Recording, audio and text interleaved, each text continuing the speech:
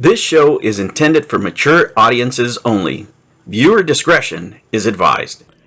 Hello humans, and welcome to another episode of Gen X Gamer. That's right, the video game show that is not hosted by an annoying e-beggar. There are no Patreons, no Super Chats. That's right, we just talk about the games we love and how fun it is to hoard them, and maybe a topic here or there. Now, with that said, let's get ready for the show. On today's episode... Hello humans, and welcome to another episode of Gen X Gamer. As a lot of you probably have heard already, there's a controversy over the NFL Blitz on this Arcade 1-Up cabinet because it doesn't have the online features that people would like it to have upon release, right? They're saying they're working on it, yada yada yada. That's not what this video is about. This video is about the relationship between Arcade 1-Up and YouTubers, right? First of all, let me say, I own stocks in all major video game companies. It's something that I have to reveal to you, and it's probably, you guys are sick of hearing it. However, I have to state it every time, right? Because I'm going to talk about another company. And if you guys are supposing that maybe I'm doing it because I have an interest in these other companies, and that's why I'm going to criticize maybe another company's business practice, it's something you should know. It's not necessarily the truth, but you need to know that information, right? Because I am a shill, right? I'm a fan of all these companies, but the minute I have a relationship with those companies that you're not expecting and I don't reveal it, right, I can get in trouble, number one, but it also makes me a shill, right?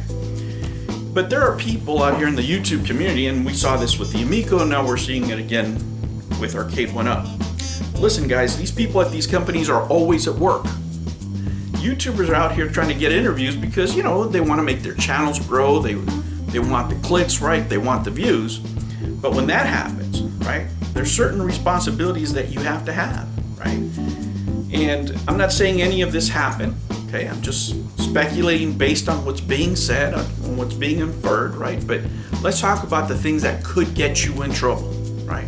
Because some of these things directly violate YouTube terms of service, so they can get you just canceled, right? Whenever you're talking to any company, right? And I have friends that we're friends, and all of a sudden they start working for a video game company, for example. They're not going to talk to me about what's going on inside their company, right? Just like I can't talk to them about what's going on inside my company, even though I'm not at work. But whenever you're promoting products, that is your job, right? Whenever you work for a company in advertising and promotion, you're always pumping products because that's really how you get your salary, right? If you're successful at marketing, you're gonna sell more products, you're gonna make more money, and that's just the way the world works. But what you have to be careful of is them making you unwilling shills, right? If you're having private conversations that your audience doesn't know about, right? If you're having, for example, codes, or whatever, maybe not that you're giving to your customers, but maybe they give you a 10% discount. Maybe they even give you some stickers. It doesn't matter what they give. Maybe you just got a shirt. It doesn't matter. The moment you take something from these people, you become a shill, and it becomes even worse when you don't tell your audience about it. You have to tell them, right? If you receive any product, if you receive any favor, anything like that, and if you really think about it, by them coming on your channel, sort of like Tommy used to do, or like these Arcade 1-Up people are doing now, they do bring light to your channel, and let's face it, that's the reason why these people are doing it.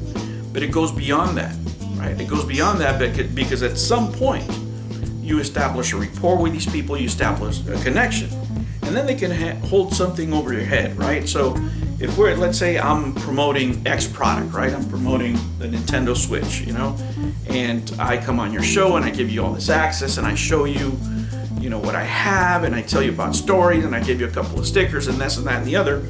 And then all of a sudden you start asking me hard questions, and then I start going, come on, man, it's me, come on, ease up, right?